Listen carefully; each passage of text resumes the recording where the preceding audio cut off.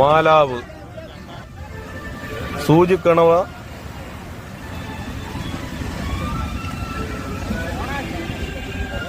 ചെറിയ ചൂര, മത്തി അല്ലാന്നുണ്ടെങ്കിൽ ചാള, മഞ്ഞക്കാര, ചാക്കാണിക്കാര അല്ലാന്നുണ്ടെങ്കിൽ പാര എന്നൊക്കെ അറിയപ്പെടുന്ന മീൻ. ഇതാണ് കാരിവാപ്പ. ഇതിന്റെ മുള്ളു കൊണ്ടാൽ സ്വർഗം കാണാം. 24/4/2025 രാവിലെ 7 മണിക്ക് വിഴിഞ്ഞത്തുനിന്ന് ഏകദേശം 11 കിലോമീറ്റർ മാത്രം ദൂരമുള്ള നമ്മുടെ പള്ളം അല്ലാന്നുണ്ടെങ്കിൽ പുല്ലുവിള കടപ്പുറത്ത് കമ്പാവല വിശേഷമാണ്. നമ്മുടെ ഇവിടെ കരമടി എന്നാണ് അറിയപ്പെടുന്നത്. അപ്പോൾ ഏകദേശം 40 ആളുകളോളം ചേർന്ന് വലിച്ച കരമടിയിൽ കയറിയത് എല്ലാം നെത്തോലിയും അതുപോലെ മഞ്ഞക്കാര, സൂചിക്കണവ, മാലാവ്, കാരിവാപ്പ, ചെറിയ ചൂര, അങ്ങനത്തെ കുറേ ഐറ്റം മീനുകളാണ് ഇവർക്ക് കയറിയത്. അപ്പോൾ ഇവർക്ക് മടി വലിക്കാനായിട്ട് ആളുകൾ കുറവായത് കാരണം കടൽ ഏകദേശം 2-3 പ്രാവശ്യം ഇവരുടെ മടി വലിച്ചുകൊണ്ട് പോകുന്ന ഒരു കാഴ്ചയും നമ്മുടെ വീഡിയോ കൂടെ നമ്മുടെ കൂട്ടുകാർ കാണാൻ പറ്റും. അപ്പോൾ ഏറ്റവും കൂടുതൽ ഉണ്ടായിരുന്നത് നെത്തോലി മീനാണ്.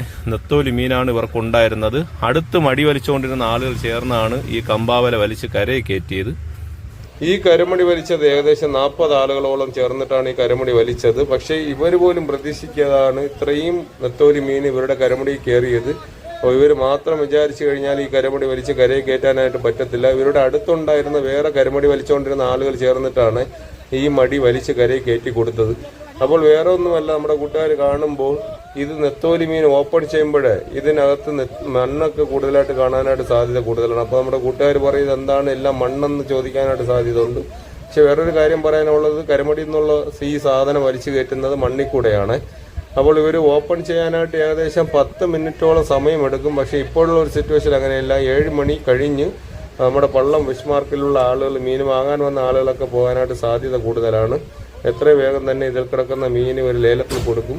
അപ്പോൾ അതുപോലെ തന്നെ ഇതിൽ കിടക്കുന്ന വെറൈറ്റി മീനുകളൊക്കെ ഉണ്ട്. ആ മീനൊക്കെ മാറ്റിക്കഴിഞ്ഞ് നെത്തോലി മീനുകൾ മാത്രമായിരിക്കും പ്ലാസ്റ്റിക് കുട്ടയിൽ ആദ്യം കൊണ്ട് ലേലം ചെയ്യുന്നത്. ബാക്കിയുള്ള വെറൈറ്റി മീനൊക്കെ ഇവർ മാറ്റിയിട്ട് പിന്നീട് കൊണ്ട് കൊടുത്തു കഴിഞ്ഞാൽ അതിന് വിലയൊക്കെ കൂടുതൽ കിട്ടും. അപ്പോൾ എത്ര വേഗം തന്നെ ആളുകളൊക്കെ ചേർന്നിട്ട് ആ മടി ഓപ്പൺ ചെയ്ത് അതിൽ കിടക്കുന്ന നെത്തോലി മീനും മറ്റു മീനുകളൊക്കെ അത് തിരഞ്ഞു മാറ്റുന്ന ഒരു കാഴ്ച കൂടെ നമ്മുടെ കൂട്ടുകാർക്ക് കാണാൻ പറ്റും. അപ്പോൾ ഇവർ ഒരു പ്രാവശ്യം മാത്രമല്ല ഈ കരമണി വലിക്കുന്നത് കേട്ടോ. ഇതിൽ കിടക്കുന്ന മീനൊക്കെ ലേലത്തിൽ കൊടുത്തു കഴിഞ്ഞാൽ 1-2 പ്രാവശ്യമൊക്കെ ഇനിയും കരമടി വലിക്കാനായിട്ട് സാധ്യത കൂടുതലാണ്. കാരണം 10-40 ആളുകൾ ചേർന്ന് ഈ കരമടി വലിച്ചു കഴിഞ്ഞ് ഇത്രയും മീൻ കിട്ടിക്കഴിഞ്ഞാൽ ഇവർക്ക് ഒന്നും തന്നെ കിട്ടത്തില്ല. അപ്പോൾ ഇപ്പോൾ മീനുള്ളത് കാരണം ഇവർ ഇനി 2-ാം പ്രാവശ്യവും മടി വലിക്കും. അതിൽ മീനുണ്ടെങ്കിൽ ഇനി 3-ാം പ്രാവശ്യവും മടി വലിക്കും കേട്ടോ.